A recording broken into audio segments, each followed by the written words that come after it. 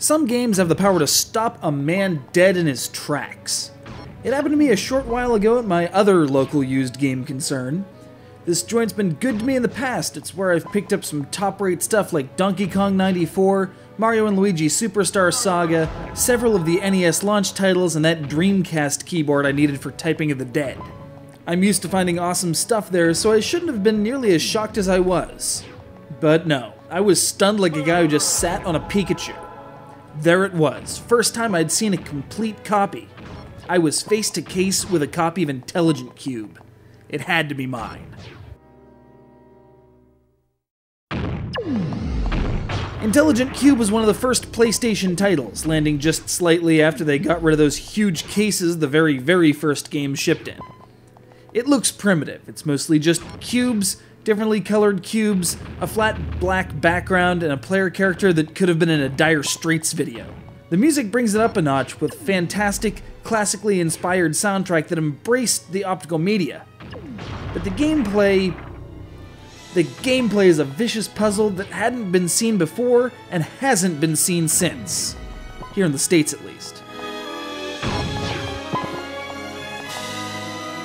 Playing as dude trapped in an abstract puzzle game paradox, your inexplicable goal is to survive the massive cubes rolling down at you in waves. You do this by setting traps on the floor of the stage, waiting for a cube to roll onto that square, and then springing the trap, dropping the block into oblivion. But as this could take quite some time, you also have the power to annihilate the 3x3 area around any green cube you eliminate. Caution must be taken though, as every black cube you capture immediately punishes you by knocking off the backmost row of your platform, thus limiting your options. Further, allow a few regular blocks to fall off the back of the stage and they'll cost you a row. Fail frequently enough and your limited maneuvering room will be your downfall.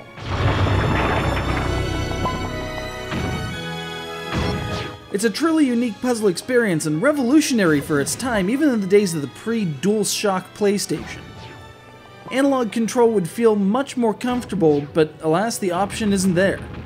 One of the primary difficulties is mastering the controls, as getting crushed by an oncoming block rolls the entire remaining wave down the plank, costing you blocks and rows. Fortunately, for those who have a command of the interface and can complete all 10 stages, there are a few special features to unlock, like the rest of the cast of that Dire Straits video, even the dog, and a puzzle customization feature. Pretty slick. The unfortunate part of my find, though, was the price tag. I got run for $65. That's slightly more than you'd pay online, but on the other hand, no shipping.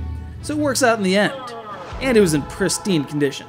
If you live in Japan or Europe, though, the game is readily available through the PlayStation Network, so you don't have to take the hit in the wallet that I did. Oh well. The only downside is, these guys have me pegged as an easy mark now. I mentioned offhand that should they come upon a Saturn copy of Shining Force 3, that money would be no object. Incentive? Or opportunity for extortion? You make the call.